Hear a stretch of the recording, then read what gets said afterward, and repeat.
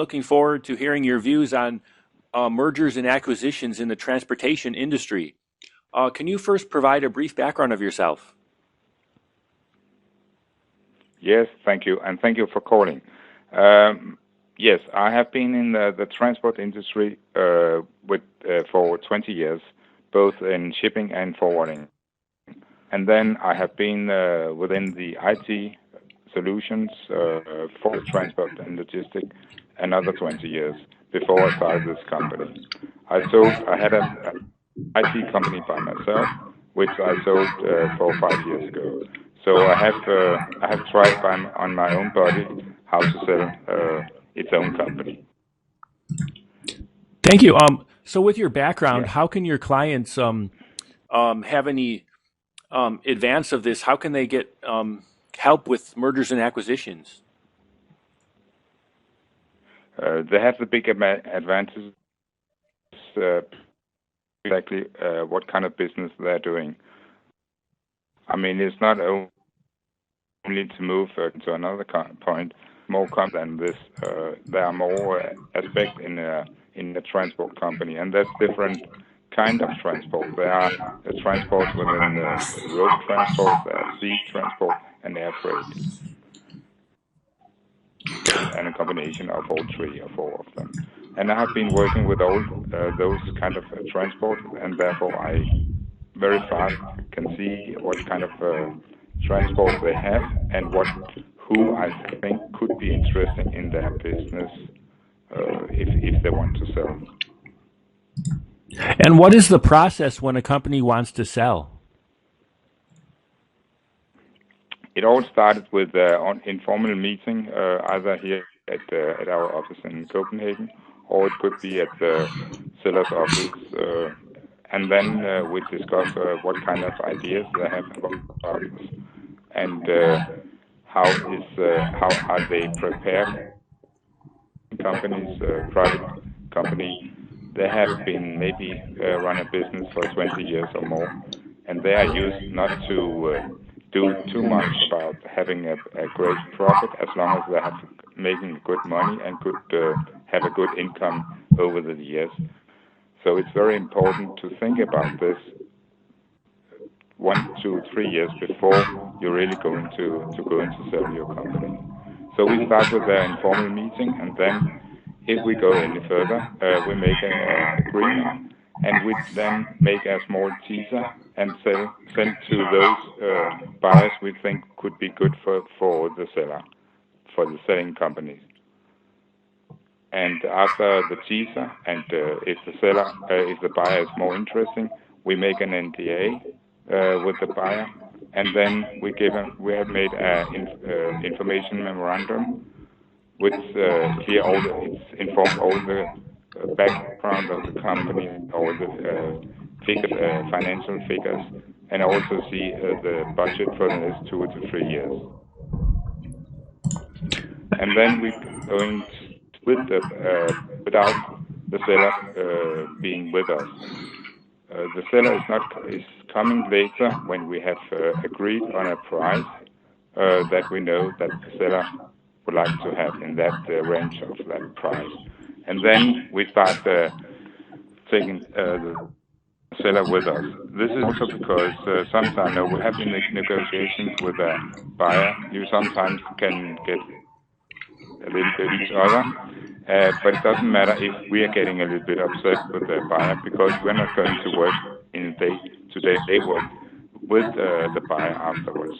Many sellers, they have to stay in the company for at least 1.5 or 2 years together with the buyer, and therefore it's important that they have a good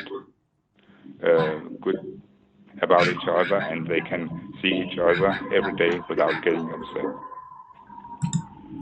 Does the seller have a realistic idea of the price they want to sell?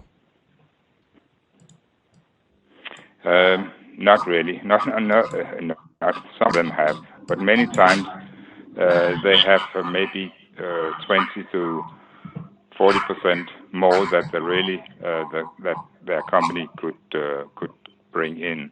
So there we have to tell them where we think the price should be. It could be, of course, they can have a higher price if they agree of a certain earn-out for the first year or the second year. So they have an interest in to make sure that their company is going to do the same good performance as they were doing before it was in their own business. Are there any companies that to sell or buy? Yeah, there are. They're both. I think in today in Scandinavia, I think there are more companies who wants to buy that companies want to sell. And there we see sometimes that, especially if the owner is getting older and do not have somebody in the family to take over, we see that when they start to do this, it may be sometimes it's too late.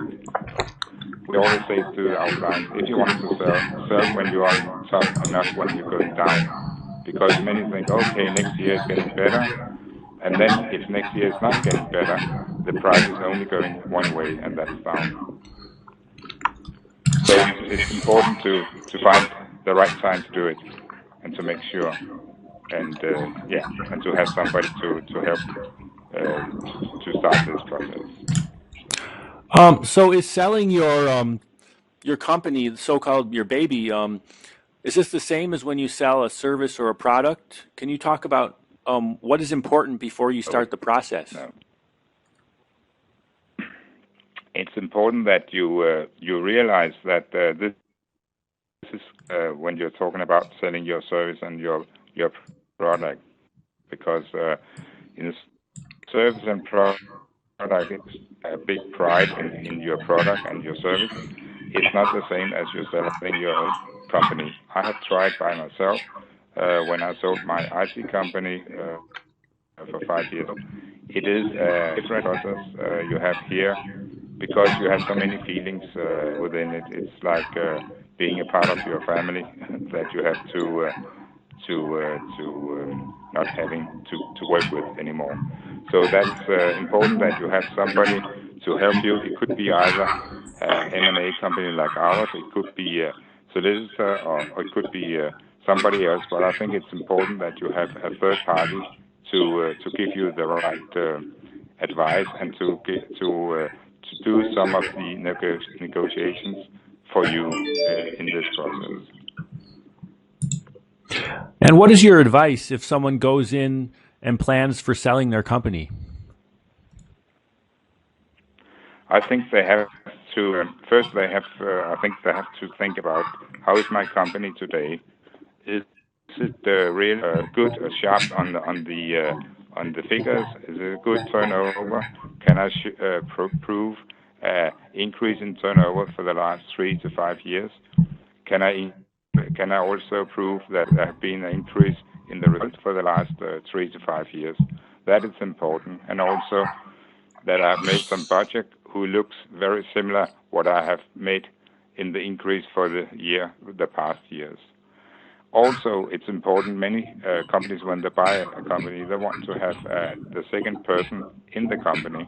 So the right hand for you, is that the right person who can take over the business if the seller either is going to decide it after 3 months he don't want to carry on in the business, or if they make an agreement that the seller is leaving the company very soon, and then it's second and the company and have a good dialogue with the staff and the customers. Another thing is, of course, also that you have to bear in mind and think about how important is the company name for me when I said that. Is it important that it still bear my name, or is it not that important for you? Many who sell their company who have working 20 or 30 years very much like that the company name is going to stay for another 5 to 10 years, some way or the other. So those things you really have to think about before you're starting going to an M&A or another advisor to sell your company. Well, thank you, Finn, for sharing today. Yeah. Okay. Yeah, you're welcome.